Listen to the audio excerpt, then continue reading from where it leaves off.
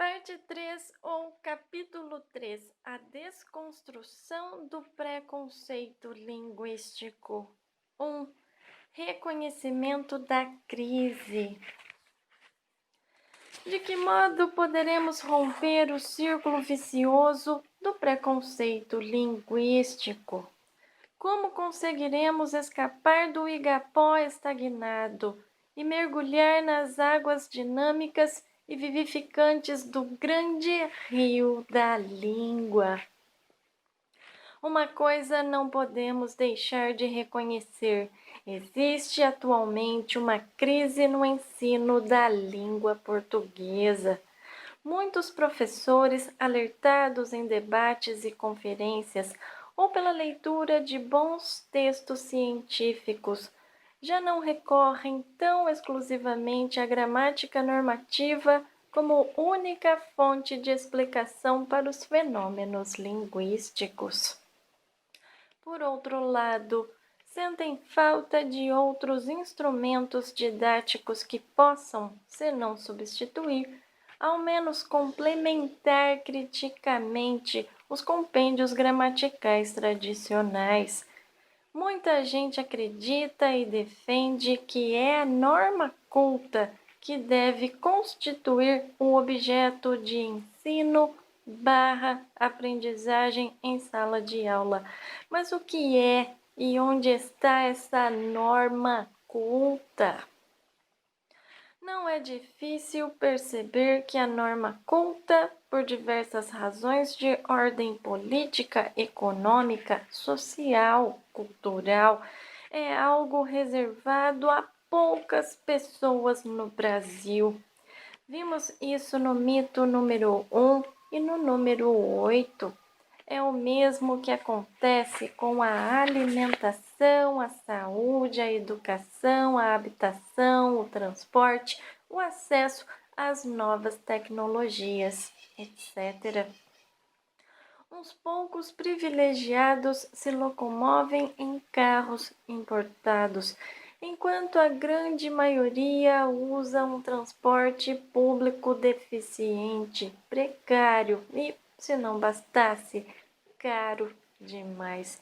Conheço pessoas humildes que vão a pé para o trabalho, despertando no meio da madrugada e caminhando durante horas da periferia até os bairros centrais, porque seu salário não lhes permite tomar ônibus, trem nem metrô. Podemos identificar 3 problemas básicos a esse respeito. Primeiro, e mais óbvio, a quantidade injustificável de analfabetos que existe neste país. Estatísticas oficiais do IBGE falam de 18 a 20 milhões de analfabetos com mais de 15 anos de idade, 2 vezes a população de Portugal. Some-se a isso os milhões de crianças em idade escolar que não frequentam nenhuma escola. Temos também um alto índice de analfabetos funcionais, isto é, pessoas que frequentaram a escola por um período insuficiente para desenvolver plenamente as habilidades de leitura e redação. A média nacional de educação da força de trabalho é de 3,9 anos de escola. Seriam, no total, 45 milhões de analfabetos funcionais ou semi-analfabetos. Analfabetos plenos e analfabetos funcionais seriam, ao todo, mais de 60 milhões de brasileiros, 2 vezes a população da Argentina. Numa lista de 175 países elaborada pela ONU, o Brasil ocupa o 93º lugar em índice de escolarização, ficando atrás até mesmo de países como a Etiópia e a Índia, exemplos clássicos de subdesenvolvimento crônico. Só que o Brasil é uma das 10 maiores economias do planeta. Ocupamos também o 80º lugar em investimentos na educação. E ninguém pode alegar que isso se deve ao tamanho do país ou da população. A China, bem maior que o Brasil e com uma população de 1,2 bilhão de habitantes, tem 6% de analfabetos, enquanto o Brasil tem 18,4%, segundo o Banco Mundial. E na China, esses analfabetos vivem em áreas muito remotas, nas montanhas ou nos desertos, enquanto os nossos estão na periferia das grandes cidades e até mesmo trabalhando dentro de nossas casas. Tudo isso num país cuja Constituição diz que a educação é dever do Estado.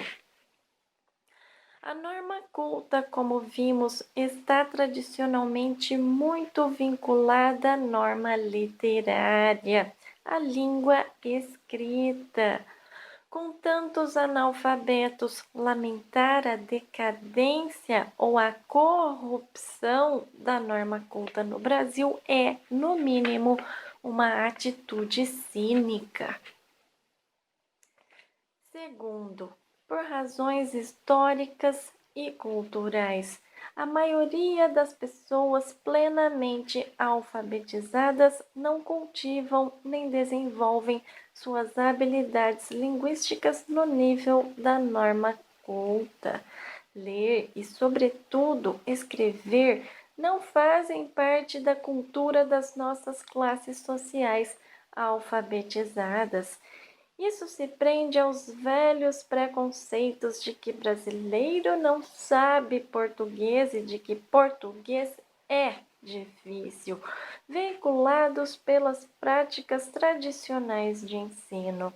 Esse ensino tradicional, como eu já disse, em vez de incentivar o uso das habilidades linguísticas do indivíduo, deixando-o expressar-se livremente para somente depois corrigir sua fala ou sua escrita, age exatamente ao contrário.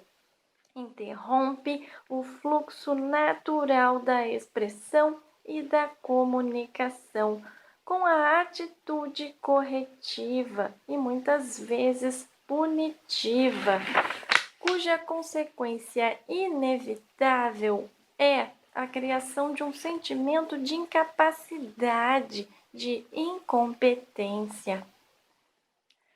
Em minha experiência de tradutor profissional, já me deparei algumas vezes com situações que poderíamos classificar de surrealistas. Pessoas que fizeram doutorado no exterior me procuram para que eu traduza para o português teses escritas originalmente em inglês ou francês. Quando pergunto à pessoa por que ela mesma não faz a tradução, a resposta que eu recebo é chocante. É porque eu não sei português. Como é possível uma pessoa que escreveu uma tese de 500 ou 600 páginas num idioma estrangeiro e que obteve assim o seu grau de doutor, de PhD em sua especialidade científica, tem receios de escrever em sua própria língua materna? Existe algum problema aí e eu não posso aceitar a explicação dada por tantos professores de que os alunos é que são preguiçosos e não conseguem aprender, ou pior ainda, que português é muito difícil. O problema certamente está no modo como se ensina português e naquilo que é ensinado sob o rótulo de língua portuguesa. Terceiro, o dilema relativo à norma culta se prende ao fato de que esse termo é usado pela tradição gramatical conservadora para designar uma modalidade de língua que, como já vimos na primeira parte deste livro, não corresponde à língua efetivamente usada pelas pessoas cultas do Brasil nos dias de hoje, mas sim a um ideal linguístico inspirado no português de Portugal, nas opções estilísticas dos grandes escritores do passado, nas regras sintáticas que mais se aproximem dos modelos da gramática latina, ou simplesmente no gosto pessoal do gramático. Para Napoleão Mendes de Almeida, por exemplo, o certo é dizer eu odio e não eu odeio.